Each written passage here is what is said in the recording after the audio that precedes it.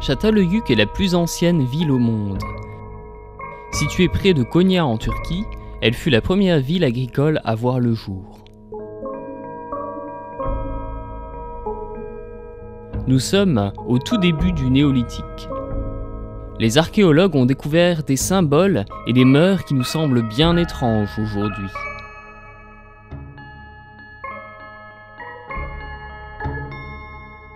Les maisons n'avaient pas de porte, mais une ouverture sur le toit. Leurs occupants entraient et sortaient par une échelle. Les gens enterraient même leurs défunts sous leur maison. D'ailleurs, ce rituel funéraire était répandu dans tout le Proche-Orient au néolithique. Les symboles de Çatalhöyük semblent avoir une signification astronomique. Il existe des ressemblances troublantes entre ces symboles et ceux que l'on trouve en Égypte plusieurs millénaires plus tard. Les notions d'astronomie abordées dans les deux premiers épisodes vont nous aider à décoder ces mystérieux symboles.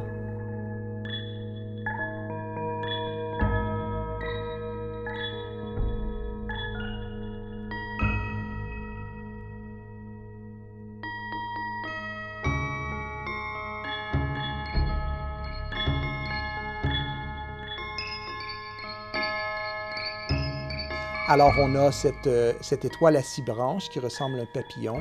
Et on a aussi cette croix avec 4 autres points de repère décalés en diagonale. Mais la question est la suivante. Pourquoi s'intéresse-t-on tant à Çatalhöyük? Bien sûr, c'est la ville préhistorique, la plus ancienne au monde, mais aussi parce qu'elle regorge de symboles qui nous semblent astronomiques. Et déchiffrer ces anciens symboles serait comme trouver le Saint Graal de la préhistoire du néolithique. Sur cette étoile à 6 branches, on remarquera les extrémités arquées comme les parts d'une tarte. Cette forme de papillon rappelle les ceintures de léopard dans cette scène de chasse. On pourrait en tirer 2 théories. Première théorie. Dans un observatoire solaire, les 6 branches pourraient correspondre aux 3 levées et aux 3 couchers de soleil marquant les 4 saisons. Ici, nous voyons le lever et le coucher au solstice d'été, le lever et le coucher du soleil aux 2 équinoxes, au printemps et à l'automne, et le lever et le coucher au solstice d'hiver.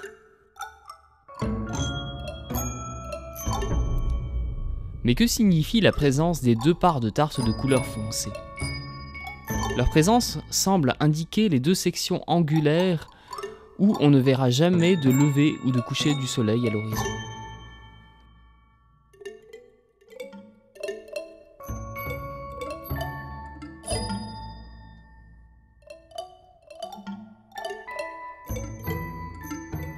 Dans ce cas, on ne voit pas de marquage de la ligne nord-sud. Deuxième théorie. La partie sombre serait le champ d'horizon balayé par le soleil entre les 2 solstices. Si c'est le cas, il y aurait bien une ligne nord-sud, mais pas de ligne est-ouest. Dans un cas comme dans l'autre, le trou au centre serait l'emplacement du gnomon. Le gnomon est un terme astronomique qui désigne tout simplement le poteau central de l'observatoire qui projette l'ombre solaire. La première théorie est plus intéressante, car elle s'harmonise avec une foule d'autres symboles. Mais si on faisait fausse route, peut-être que ce symbole à 6 branches serait simplement un papillon ou encore une fleur. Mais le symbole adjacent va soutenir la thèse des symboles astronomiques, simplement parce qu'il ressemble drôlement à ce qu'on va appeler dans un observatoire solaire des portes du soleil. Le schéma voisin ressemble étrangement à un observatoire avec ce qu'on appelle des portes du soleil. On voit les 4 points cardinaux, et on voit aussi les 4 portes du soleil. Les portes du soleil sont les points repères des solstices. Quand le soleil apparaît par ses fentes, c'est le grand événement unique de l'année. Un peu comme la fête du Nouvel An, mais avec en plus une dimension sacrée, reliée à la nature. À travers le monde entier, on trouve ce genre de fentes étroites qui marquent les solstices. Les Amérindiens de l'Ouest américain ont d'ailleurs utilisé ce système.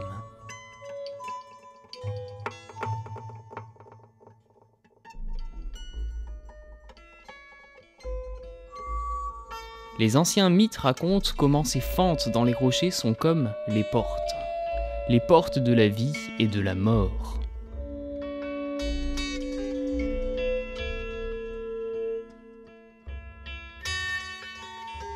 Sur cette fresque de Çatalhöyük, on ne voit pas de porte du soleil aux équinoxes.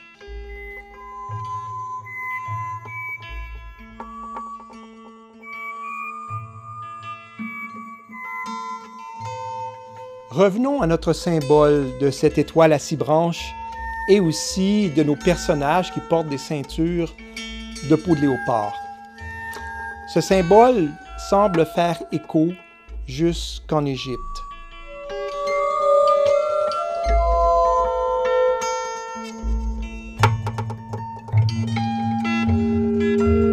La déesse de l'astronomie, Séchat, porte toujours une peau de léopard qui représente les étoiles du ciel.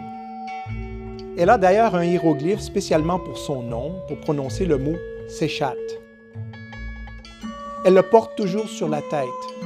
Alors vous voyez, ça ressemble à une étoile à 7 branches avec une tige, mais en fait, cela pourrait être une étoile à 6 branches, traversée par la flèche, qui est d'ailleurs surmontée d'un arc. Vous êtes peut-être sceptique lorsqu'on fait cette corrélation entre Çatalhöyük et l'Égypte.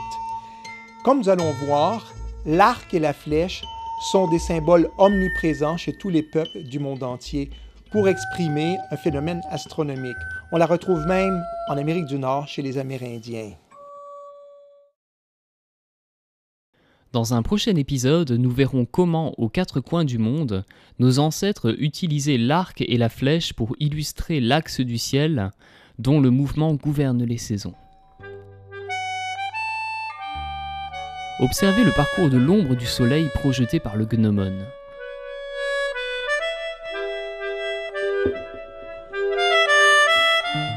Ne ressemble-t-il pas à un arc ? Chaque jour, le soleil dessine un nouvel arc. Il y a 2 arcs limites, l'arc du solstice d'hiver et l'arc du solstice d'été. Au solstice d'hiver, le soleil à son plus bas projette l'ombre la plus longue. Cet arc est donc le plus éloigné du gnomon.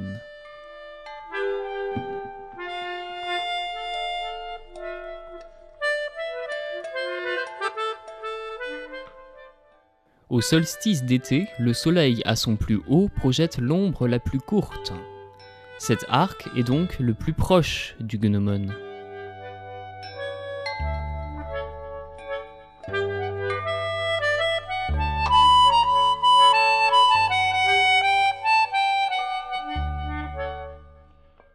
À partir du solstice d'été, la flèche solaire est propulsée vers le bas.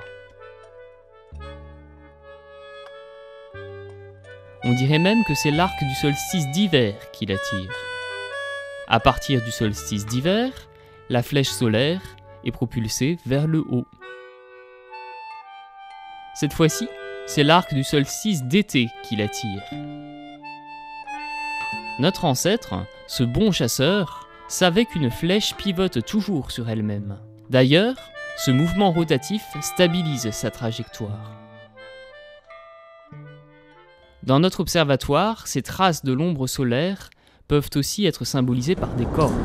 En effet, les animaux à cornes s'affrontent pour le pouvoir dans un mouvement de va-et-vient.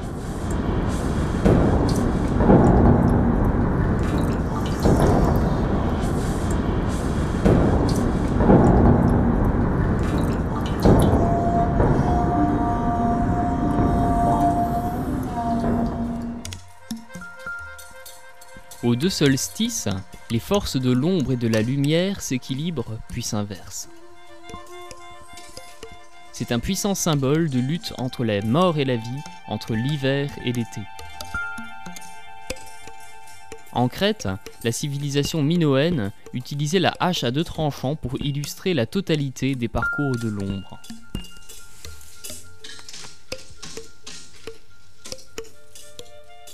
On voit même cette hache entre les cornes d'un taureau.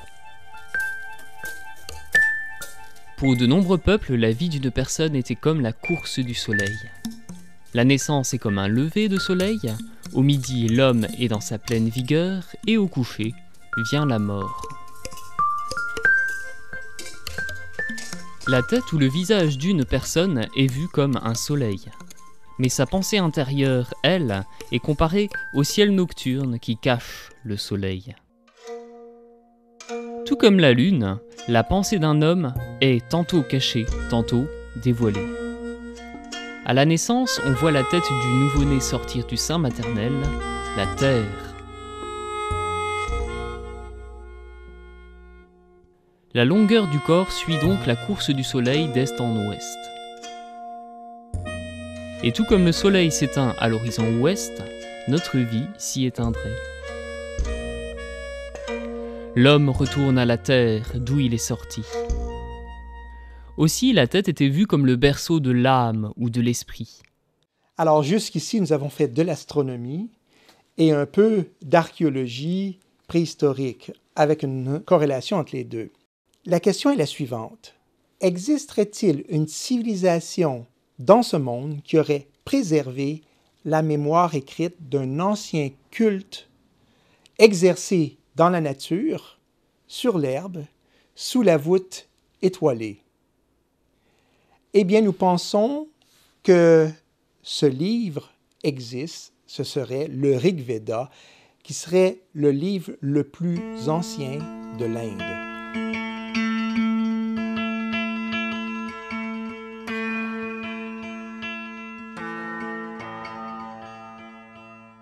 D'ailleurs, le Rig Veda est le livre aussi le plus sacré des hindous.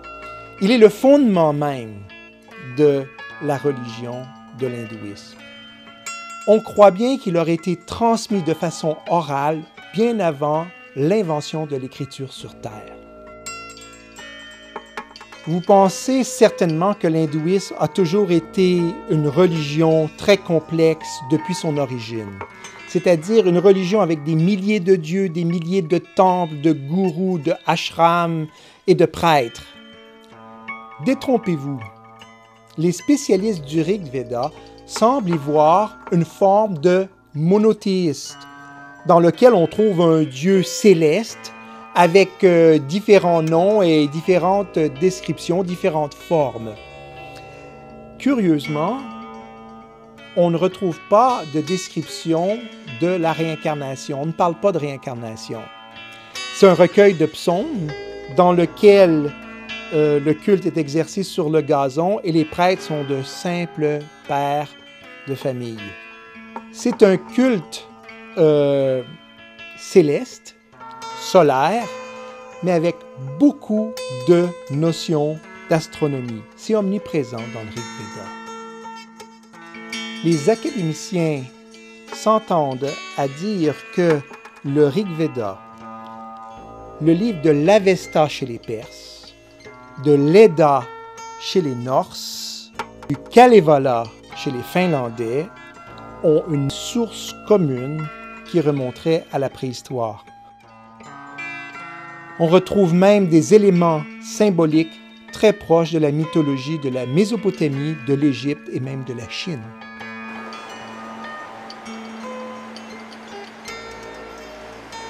Jusqu'ici, nous avons suivi des yeux les traces du soleil. À présent, nous vous invitons à embarquer dans une odyssée à travers les anciens mythes célestes.